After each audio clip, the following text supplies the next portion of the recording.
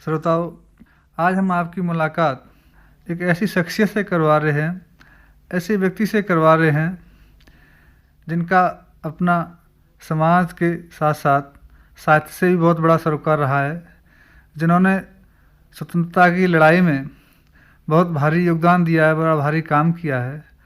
साथ ही साथ साहित्य और समाज के क्षेत्र की भी बहुत बड़ी सेवा की है। और ऐसे व्यक्ति का नाम है पीसी आज़ाद। आज हमारा सौभाग्य कि आज़ाद साहब हमारे स्टूडियो में मौजूद हैं। तो आज़ाद साहब, आकाशवाणी स्टूडियो में आकाशवाणी परिवार और अपने तमाम श्रोताओं की तरफ से हम आपका हार्दिक स्वागत करते हैं। नमस्कार। तो आज़ाद जी, मैं आपसे ये अनुरोध करूँगा कि आप प्रारंभ में अपने बचपन और शिक्षा दीक्षा के बारे में बताएं। मैं जब बरेली कॉलेज का बीए का छात्र था जी, तभी से मैंने बरेली के प्रसिद्ध क्रांतिकारी श्री दामोदर सूर्य सेठ के नेतृत्व में जी, सामाजिक कार्य आरंभ किया था। और उस समय मैंने अपने कॉलेज के 1 दर्जन छात्रों की टोली बनाकर विदेशी कपड़े की दुकानों पर और शराब की दुकानों पर धरना दिया, जी, जिसके कारण मुझे काफ़ी पुलिस की यातनाएं सहन करना पड़ी।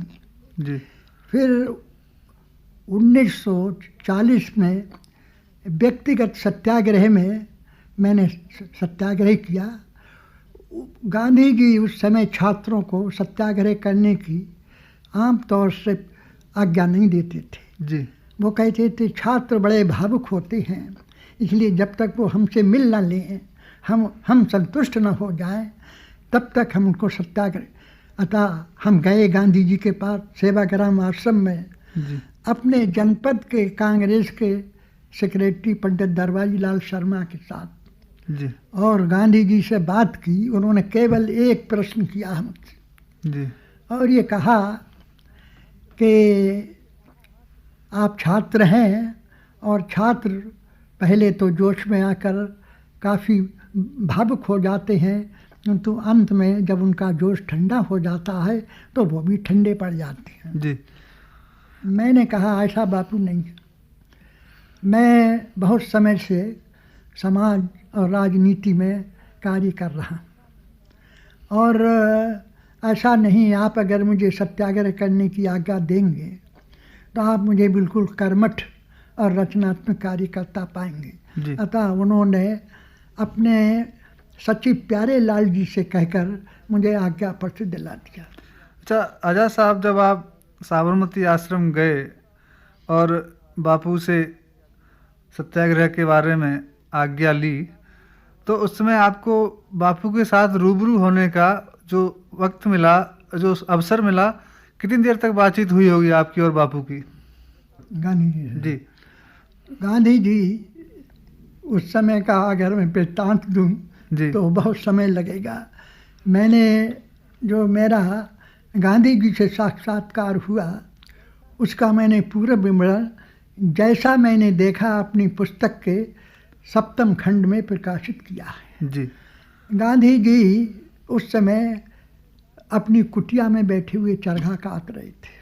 अच्छा, और उनके बराबर में उनके सचिव श्री प्यारे लाल जी बैठे हुए थे। जी, और एक अंग्रेजी महिला जिनको मिस स्लेड, बाद में वो मीराबाई के नाम से जी, प्रसिद्ध हो, मीराबेन जी, वो बैठी हुई थी। जी, वो मेरी और गांधी जी की बातों में बड़ी रुचि ले रही थी और बीच बीच में मुस्कराती जा रही थी। जी, और जब मैं गांधी जी से बात कर रहा था तो उन्होंने कुछ मेरे साहित्य के संबंध में भी प्रश्न किए और मुझसे ये कहा कि हिंदी के अतिरिक्त आपने उर्दू का भी साहित्य लिखा है। मैंने कहा जी हाँ।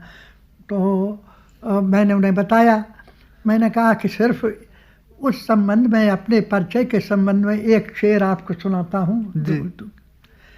वो मैंने उनसे कहा कि आज़ाद मुझे कहते हैं, शोहरत है बहुत मेरी, इस दौर कशाकश में खिदमत है बहुत मेरी। तो वो बहुत खुश हुई, कहने लगी वास्तव में आपने अपने जीवन का सारा सार उसमें उड़ेल दिया है। ये मेरी बात है।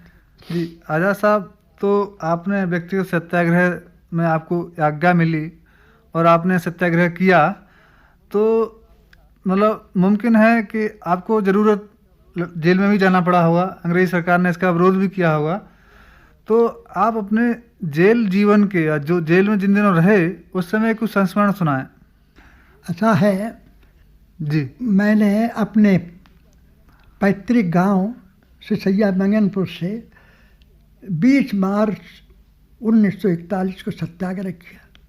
हालांकि 26 मार्च से मेरी बीए की फाइनल की परीक्षाएं होने वाली थी, लेकिन जो तिथि मुझे मिल गई मैंने उसको बदलना ठीक नहीं समझा। और उस समय सत्याग्रह जब मैंने किया तो आज का वातावरण, उस वातावरण में आकाश पाताल का अंतर है। ना कोई उस वक्त लाउड स्पीकर थे, ना उस वक्त किसी प्रकार का कोई पेपर्स में उसका वो था, लेकिन फिर भी हजारों व्यक्ति मेरे सत्याग्रह की बात सुन के उस क्षेत्र के गांव के लोग एकत्रित हो गए और एक ही नारा लगाने के लिए गांधी जी उस समय आज्ञा देते थे सत्याग्रहियों को और भाषण देने के लिए। वो नारा था, वर्तमान महायुद्ध में जी अंग्रेजी शासन की सहायता करना पाप है। अच्छा, ये महामंत्र था। ये नारा लगा के, यही नारा लगा के हमने सत्याग्रह की। अच्छा अच्छा। और जब हम अपने गांव यानी फरीदपुर के करीब से बस से बरेली आए तो उस बस में 20-25 तो पुलिस वाले, दरोगा और ये सब थे और बाकी हम थे जी। लेकिन जब हम बरेली के करीब पहुंचे तो इतनी भीड़ जमा हो गई कि लोगों ने कहा ड्राइवर से कि देखिए बस आप आहिस्ता कीजिए जिससे हम लोग आगे और पीछे चल सकें। भीड़ इतनी थी कि ड्राइवर बेचारे को मजबूर होकर बस जो थी आहिस्ता करना पड़ी और भीड़ जय जयकार करती हुई डिस्ट्रिक्ट जेल तक हमारे साथ। अच्छा, तो आज़ाद साहब, ये तो आपके स्वतंत्रता संग्राम की और मुजाहिदीन आज़ादी की जो लड़ाई का समय था उसकी कुछ बातचीत रही। आपने साहित्य की बहुत बड़ी सेवा की है और विशेषकर हिंदी साहित्य की बहुत बड़ी सेवा की है, तो मैं चाहूँगा कि आप हमारे श्रोताओं को ये बताएं कि आपको जो लिखने की प्रेरणा थी जो कहाँ से मिली, कब से आपने लिखना शुरू किया? असल में 1940 के सत्याग्रह में जो नेता मेरे साथ थे उनसे कुछ प्रेरणा मिली और बाकी 1942 में भारत छोड़ो आंदोलन में मैं 3 वर्ष तक बरेली केंद्रीय कारागार में नज़रबंद रहा जी। और उस समय बरेली केंद्रीय कारागार उत्तर प्रदेश का बी क्लास का केंद्र था जी, जिसमें रफ़ी अहमद किदवई, डॉक्टर संपूर्णानंद, डॉक्टर काटजू और महावीर त्यागी, अजीत प्रसाद जैन सरीखे व्यक्ति थे और अंत में पंडित जवाहरलाल नेहरू भी स्थानांतरण होकर बरेली केंद्रीय कारागार में आ गए। उनसे बात करने का मुझे प्रतिदिन शाम को 4 बजे से 5 बजे तक का समय मिलता था और वो बड़े प्रसन्न होते थे मुझसे। कहते मैं तो छात्रों से ही ज़्यादा बात करना चाहता हूँ, जो लोग अधेड़ या बूढ़े हो गए हैं इनका जीवन तो समाप्त हो गया। जी। तो आज़ाद साहब, आप जब 1940 के जेल में रहे और उन तमाम बड़ी बड़ी शख्सियतों से, उस समय के जो बड़े बड़े नेता थे, उनसे आपको मिलने का सौभाग्य मिला, तो आपने उन संस्मरणों को कहीं सहेजा है, कहीं लिखा है? उनके जितने जी साथियों से मेरी बात हुई, मैंने जिंदाने बला नामक एक पुस्तक लिखी, हिंदी और उर्दू दोनों में। जिंदान कहते हैं जेल के लिए। अच्छा अच्छा जी। उस पुस्तक में जितने भी हमारे साथी थे सबके संबंध में मैंने थोड़ा थोड़ा लिखा जी। और उसी समय मुझे साहित्य की भी 2 महान भावों से बहुत बड़ी प्रेरणा मिली। एक डॉक्टर संपूर्णानंद जी और एक स्वयं पंडित जवाहरलाल नेहरू। अच्छा। वो भी कुछ लिखते थे, रोजाना कोई पुस्तक लिखते थे और कुछ पत्र लिखते थे जो अपनी पुत्री इंदिरा गांधी को भेज दिया करते थे। जी जी। और मैंने भी जेल में रोहिलखंड के स्वतंत्रता का इतिहास लिखा जी, जिसकी भूमिका डॉक्टर संपूर्णानंद ने लिखी, जो अब प्रकाशित हो चुका है। अच्छा। और काफ़ी ख्याति प्राप्त कर चुका। इसके अतिरिक्त मैंने अन्य कई पुस्तकें जेल से निकलने के बाद लिखी जी, जिनकी समीक्षा भारतवर्ष के कई वरिष्ठ विद्वानों, कई जी,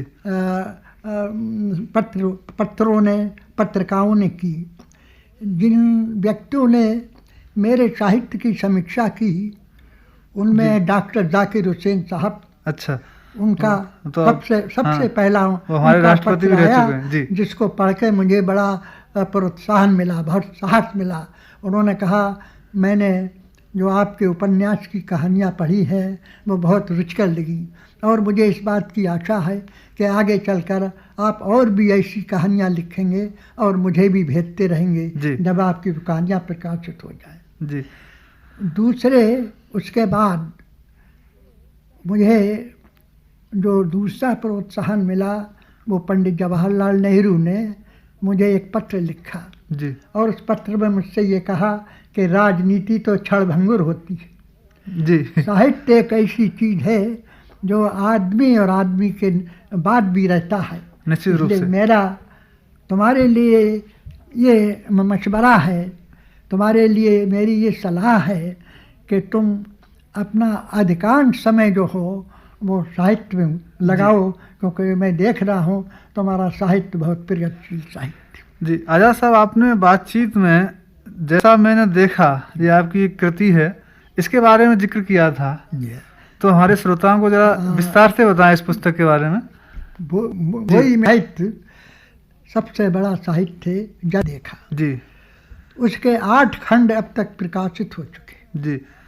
तो सर पुस्तक में आपने मुख्य रूप से क्या कवर किया, किस चीज़ को लिया इस पुस्तक में, इस पुस्तक का जो बिंदु साहब उसे जरा बताएं जी। जैसा मैंने देखा उन खंडों में मैंने अपने छात्र जीवन से लेकर जी और जेल के जीवन तक का पूरा विवरण दिया है। अच्छा। और उन सारी घटनाओं का भी वर्णन किया है जो जेल में और जेल के बाहर होती रही जी। और अब उस पुस्तक का नवा खंड प्रकाशित हो चुका है जी, जो प्रकाशित द्वारा अगले महीने में मेरे पास आ जाएगा जी। इन 8 खंडों की समीक्षा बड़े विद्वानों ने, बड़े साहित्यकारों ने की, जिसमें श्रीमती महादेवी वर्मा जी, डॉक्टर संपूर्णानंद जी और श्री निरंकार देव सेवक जी, नया दौर और अमर उजाला जी और श्री प्रदीप कुमार, इसके अलावा एक श्री काटजू जी, जो के मध्य प्रदेश के निवासी थे जी, किंतु जेल में चूँकि मेरी उनसे भेंट हो चुकी थी जी, इसलिए उन्होंने मेरे साहित्य की भूरि प्रशंसा की है, जिसके लिए मैं योग्य नहीं समझता था। इतने बड़े अच्छे शब्दों में उन्होंने लिखा। आज़ाद साहब, आपने संस्मरण की विधा में तो लिखा ही है, आपने कहानी और उपन्यास की विधा में इस क्षेत्र में भी काफ़ी कुछ लिखा है। तो आपकी जो कहानियाँ होती हैं उसके जो मुख्य पात्र होते हैं और जो मुख्य थीम होती है कहानियों का जो बिंदु होता है उसके बारे में ज़रा बताएं।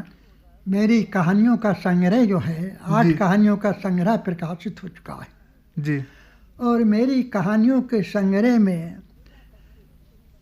समीक्षा करते हुए श्रीमती महादेवी वर्मा ने जो शब्द कहे हैं उनसे उन कहानियों का सारा रहस्य उजागर हो जाए। हाँ। उन्होंने कहा कि आपकी कहानियाँ ज़माने के साथ दौड़ रही।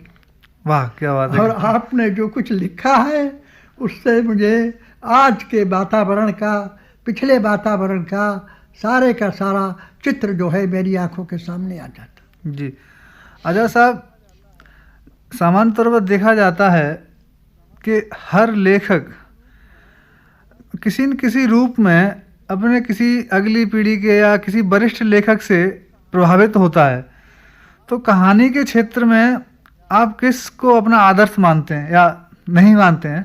जैसा जी, कहानी के क्षेत्र में मुझे दो महान भावों से बहुत प्रेरणा मिली जी, एक मुंशी प्रेमचंद जी, उनकी कई कहानियों मैंने पढ़ी और उन कहानियों के संदर्भ में मैंने कुछ कहानियाँ लिखी जी, और इसके अतिरिक्त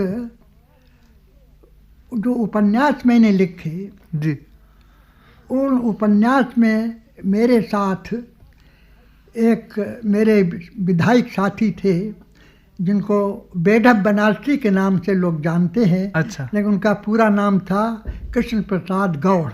जी, उन्होंने मेरे उपन्यासों को देखकर और उन उपन्यासों में कुछ उन्होंने सही बातें और जोड़ने को कहा और मैंने उनको जोड़कर फिर वो उपन्यास प्रकाशित कराए।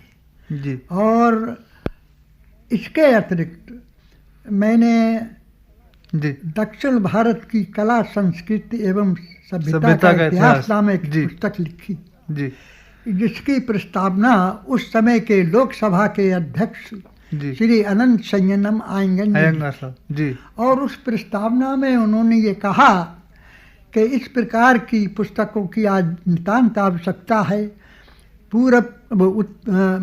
उत्तर के लोग दक्षिण भारत वालों को बहुत कम समझ रहे हैं जी, और दक्षिण भारत के लोग उत्तर भारत वालों जी, इस पुस्तक में उत्तर और दक्षिण की दूरी को दूर किया गया है जी। और एक दूसरे को समझने का प्रयत्न किया गया है। तो साहब ये दक्षिण भारत का कला एवं संस्कृति का और सभ्यता का जो इतिहास नाम की पुस्तक है, इसके लेखन के सिलसिले में क्या आपको कभी दक्षिण भारत की यात्रा भी करनी पड़ी? विदर पाकिस्तान, जी, विदर पाकिस्तान की पुस्तक मैंने अंग्रेजी भाषा में लिखी अच्छा, और उस पुस्तक में मैंने जी, उस समय से लेकर जब के पाकिस्तान का निर्माण हुआ मैंने वो सारी पृष्ठभूमि लिखी कि पाकिस्तान का निर्माण लॉर्ड माउंटबेटन और मोहम्मद जिन्ना के संयुक्त षड्यंत्र का कारण था। जी, और उसी का परिणाम ये हुआ कि जिस दिन से पाकिस्तान बना और अब तक वहाँ पर सांप्रदायिकता का दौरा है जी, और वहाँ पर पाकिस्तान बनने के बाद वहाँ के मुस्लिम लीगी नेताओं ने जो वहाँ के लोगों को नारा दिया वो था हेट इंडिया। अच्छा, हेट इंडिया नारा लगाकर उन्होंने भारत के विरुद्ध जितना भी वो सांप्रदायिकता का जहर उगल सकते थे उस जहर को उगला और वो सांप्रदायिकता आज भी पाकिस्तान में है और उसका रिएक्शन कभी कभी भारतवर्ष में भी हो। तो आज़ाद साहब, जो ब्रदर पाकिस्तान नाम की जो आपने पुस्तक लिखी है, इस पुस्तक के माध्यम से आपने एक तो ये उजागर किया कि पाकिस्तान में किस तरह से हिंदुस्तान के खिलाफ माहौल को भड़काया गया, बाकी इसके माध्यम से कोई संदेश देने का भी प्रयास किया गया आपने जनता जनार्दन को? जी, उसके माध्यम से मैंने जी, राष्ट्र की जनता को नहीं बल्कि अंतर्राष्ट्रीय जनता को भी कई संदेश दिए। जी, और उस समय जी, सुरक्षा परिषद में हमारे भारत के यानी संयुक्त राष्ट्र की सुरक्षा परिषद, जी संयुक्त राष्ट्र में हमारे भारत के जो प्रतिनिधि थे वो थे मिस्टर सीएम छागला। जी, सीएम छागला ने उस संयुक्त राष्ट्र में जो भारत के सिद्धांतों को रखकर वक्तव्य दिया जी, वो एक प्रकार से एक उनका साहित्यिक धरोहर जी, और उसमें उन्होंने ये दिखाया कि भारत के सिद्धांतों में और पाकिस्तान के सिद्धांतों में कितना अंतर है।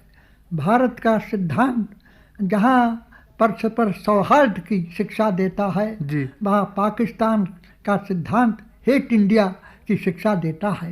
इन दोनों में आकाश और पाताल का अंतर। जी। आज़ाद साहब, आपने उर्दू में भी लिखा है, इनकलाब-ए-वतन नाम की एक पुस्तक है आपकी, तो इसकी जो विषय वस्तु है उसके बारे में कुछ प्रकाश डालें। इनकलाब वतन जो है वो मेरा कविताओं का एक संग्रह है जी। और उसमें भी मैंने जेल के संबंध में और जेल के माहौल के संबंध में कुछ लिखा। मिसाल के तौर पर जी हाँ, जरा सुनाएं एक दो। जेल में मुझे बेड़ियों की सजा मिली। अच्छा अच्छा। 15 दिन के लिए जी। अनुशासनहीनता के अभियोग में। अच्छा। तो मैंने जी कुछ उन बेड़ियों की सजा पर उस इनकलाब वतन में एक बड़ी लंबी कविता लिखी। जी हाँ। उसका आखिरी जो शेर था वो ये था। हाँ, जो याद आ रहा है सुनाएं। बेड़ियां पैरों में है आजाद खुशकिस्मत थे तू, जी। बेड़ियों से आ रही भारत की आज़ादी की। वाह क्या बात है। बेड़ियां पैरों में हैं आजाद खुशकिस्मत है तू, बेड़ियों से आ रही भारत की आज़ादी। जी। आजाद साहब, आपने पत्रकारिता के क्षेत्र में भी काफ़ी कुछ काम किया है, तो उस पत्रकार के रूप में आपके संस्मरण, आपके जो अनुभव हैं उनको ज़रा सुनाएं।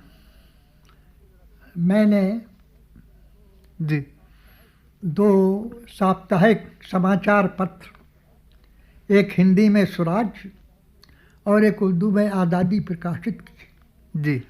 और उन दोनों को मैंने पंडित जवाहरलाल नेहरू का आशीर्वाद लेके प्रकाशित किया। अच्छा। और पहला जो एडिशन है आज़ादी और स्वराज का, उसमें पंडित जवाहरलाल नेहरू का संदेश छपा है और उस संदेश में उन्होंने कहा है कि ये दोनों पत्रिकाएं ऐसी हैं जो भारतीय जनता में राष्ट्रीय और सौहार्द का प्रचार और प्रसार करेंगे। जी। ये उन्होंने अपने संदेश में कहा है। और इसके अतिरिक्त श्री लाल बहादुर शास्त्री जब प्रधानमंत्री हुए जी, तब उन्होंने मुझे बहुत कुछ प्रोत्साहन दिया, किंतु जब 1942 में भारत छोड़ो आंदोलन आरंभ हुआ जी, तो ये दोनों पत्रिकाएं भी जब्त कर ली सरकार ने, और आज़ादी प्रेस और स्वराज प्रेस ये दोनों जब्त कर लिए और उठाकर सरकार ले गई और उन्होंने कोतवाली पे रख दिए ले जा। जी, कोतवाली बरेली में। अच्छा आज़ाद साहब, ये स्वराज और आज़ादी नाम की जो आपके दोनों साप्ताहिक पत्र थे? दोनों साप्ताहिक। जी। तो जो आपके 2 पत्र थे, इनका प्रकाशन आपने किस वर्ष में शुरू किया था? प्रकाशन वर्ष क्या था? इनका प्रकाशन वर्ष था 1946। जी। तो इन दोनों अखबारों में 1946 से लेकर जी ये प्रकाशन होता रहा। 1946 नहीं, 1900 हाँ ठीक है 46 से 1952 तक प्रकाशन हुआ। मतलब करीब 6 साल तक अखबार चले। तो इनके जो स्थापना की बात है और इनके संपादन की जो नीति थी उसके बारे में ज़रा बताएं। इन जो 2 अखबारों की स्थापना की प्रेरणा आपको कहाँ से मिली, बाकी इनकी जो संपादकीय नीति थी उसके बारे में। इन पत्रों के प्रकाशन की प्रेरणा मुझे 2 महान भावों से मिली जी। एक डॉक्टर शंपूरानंद जी और दूसरे स्वयं पंडित जवाहरलाल नेहरू। जब शुरू में, क्योंकि रोहिलखंड में उस समय उर्दू बहुत ज़्यादा प्रचलित था, तो शुरू में जब मैंने आज़ादी का प्रकाशन किया तो पंडित जवाहरलाल नेहरू ने मुझे ये परामर्श दिया कि ठीक है उर्दू में तो होना चाहिए, किंतु इसके साथ साथ हिंदी में भी एक आप समाचार पत्र निकालिए ताकि जो लोग उर्दू नहीं जानते हैं, हिंदी जानने वाले व्यक्तियों को भी राष्ट्रीय सौहार्द का संदेश प्राप्त हो सके। जी। अच्छा आज़ाद साहब, आज मैं देख रहा हूँ कि आप कि शारीरिक स्वास्थ्य भी ठीक नहीं रह रहा है और उम्र भी काफ़ी हो चुकी है, तो आजकल भी पढ़ाई लिखाई का काम चल रहा है? आजकल पढ़ लिख रहे हैं आजकल? जी ऐसा है, इस समय मैं लगभग दिसंबर से अस्वस्थ चल रहा जी। और पंडित नारायण दत्त तिवारी मेरे जेल के और मेरे छात्र समय के साथी रहे। उन्होंने मुझे all India medical institute Lucknow में जी ले जाकर मेरा पेसमेकर लगाया। अच्छा। और उसकी वजह से मैं कुछ थोड़ा सा इस बीच में जैसे अंग्रेजी में कहना चाहिए इनएक्टिव भी हो गया। जी। किंतु ये सबका सब डॉक्टर के मेहरबानी से और श्री नारायण दत्त तिवारी की मेहरबानी से वो ठीक हो रहा हूँ। चलिए। और वो ये कहते हैं 31 अगस्त के बाद हम आपको सब नॉर्मल, जितने भी आपकी नॉर्मल वर्क हैं, जितने भी आपकी नॉर्मल ड्यूटीज हैं, उन सबको अदा करने के लिए हम आपके लिए आज्ञा देते हैं। चलिए, हम कामना करते हैं कि आप जल्दी से स्वास्थ्य लाभ प्राप्त करें। तो मैं बात कर रहा था, आजकल की जो आपकी दिनचर्या है उसके बारे में ज़रा बताएं। आजकल क्या दिनचर्या रहती है आपकी? जी। असल में आजकल और अतीत के झोंकों से मैं जब देखता हूँ तो मुझे बड़ा अंतर मालूम होता है। जी। उस समय तो व्यक्ति स्वतंत्रता संग्राम में इस उद्देश्य से आते थे कि हमें भारत को आज़ाद कराना है और अंग्रेजी की गुलामी का जुआ उतार के फेंक देना। जी। आज मैं ये देखता हूँ वो वातावरण तो नहीं है। जी।